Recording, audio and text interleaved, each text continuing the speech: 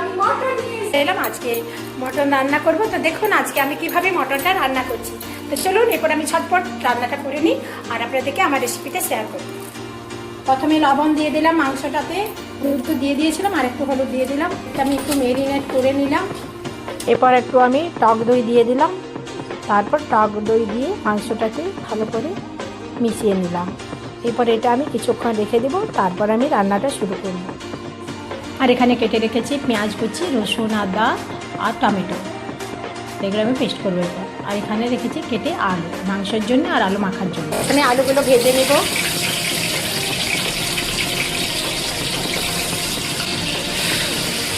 এগুলো তুলে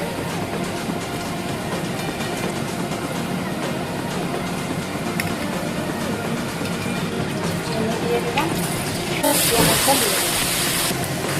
ভালো করে লাল লাল করে ভেজে নিলাম। করবো এটা একটু গোটা জিরে দিয়ে, আর এখানে একটু মশলা রেডি করে রাখি। হলুদ, মশলা,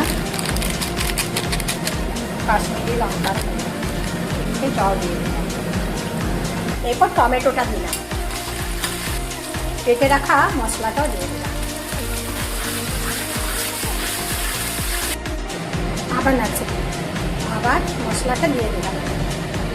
দিয়া দেখাতে ভুলে গেলাম। তো মাংসটাকে আমি এরপর কষিয়ে নিচ্ছি আর মশলাটার সঙ্গে দিয়ে ভালো করে এরপর কষিয়ে নিচ্ছি।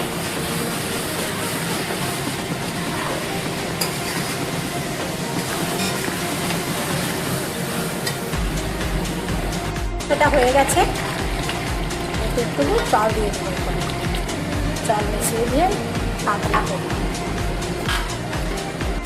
তো মাংসটা এটা একটু জল দেওয়ার আগে আমি মিষ্টুকে খেতে দিয়ে দিই। একটু কষা কষা দিয়ে মাংস দিয়ে ভাত খেতে ভালোবাসে, তো ওকে দিয়ে দিলাম আর আমার রান্নাটাও হয়ে গেল।